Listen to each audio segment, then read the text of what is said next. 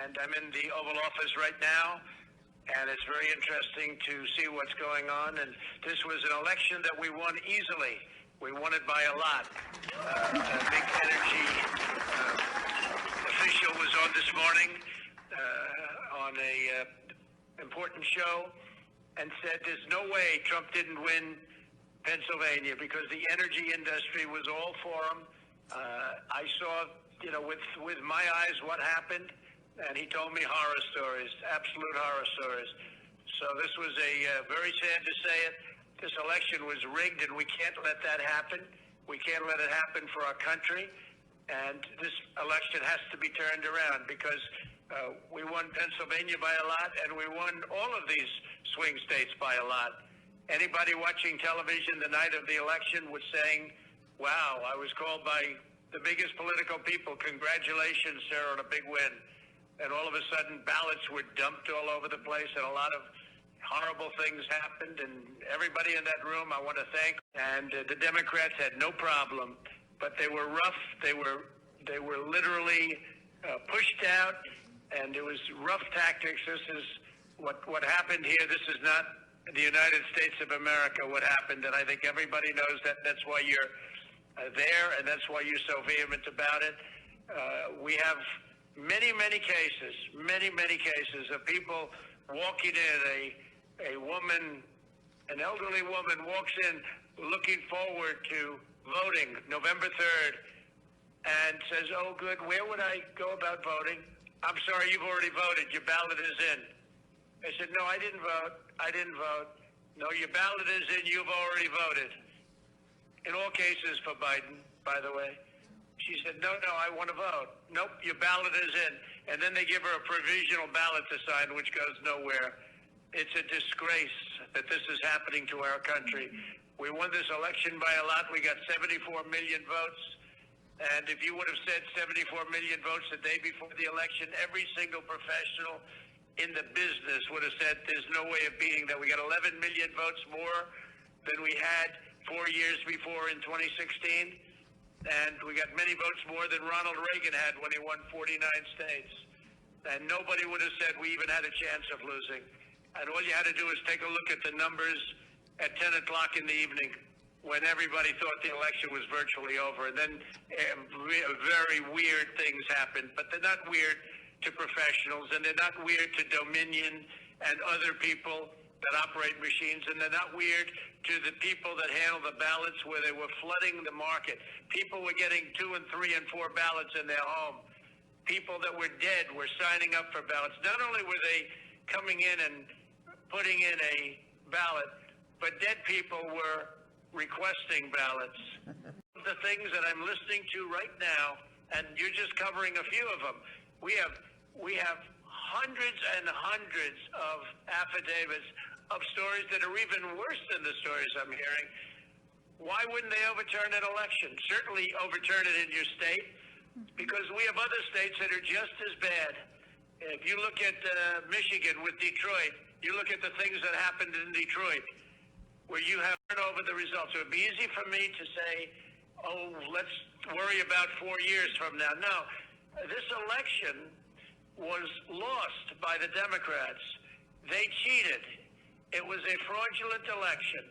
They flooded the market. They defrauded everybody on ballots. And I just want to thank everybody for being there. You're doing a tremendous service. This is a very important moment in the history of our country. And you're doing a tremendous service to our country.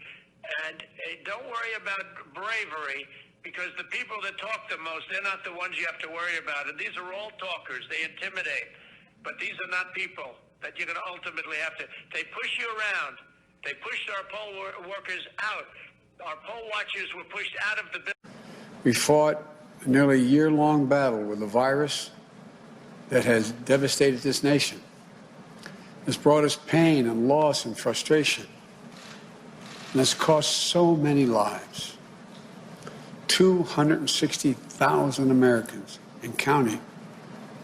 It's divided us, angered us, set us against one another. I know the country has grown weary of the fight. We need to remember we're at war with a virus, not with one another, not with each other. This is the moment where we need to steel our spines, redouble our efforts, and recommit ourselves to the fight. Let's remember, we're all in this together. Sounds trite to say it, but we're all in this together. For so many of us, it's hard to hear this fight isn't over. And we still have months of this battle ahead of us. For those who have lost a loved one, I know that this time of year can be especially difficult. Believe me, I know. I remember that first Thanksgiving, the empty chair, the silence takes your breath away. It's really hard to care. It's hard to give thanks. It's hard to even think of looking forward. And it's so hard to hope. I understand. I'll be thinking and praying for each and every one of you at this Thanksgiving, at your Thanksgiving table, because we've been there. Biden's, the days around Thanksgiving have always been a time to remember all we had to be grateful for, and a time to begin to think about Christmas and begin even to do the Christmas list. But this year, because we care so much for each other, we're going to be having a separate Thanksgiving. For Jill and I, we'll be at our home in Delaware with our daughter and our son-in-law. The rest of the family will be doing the same thing in small groups.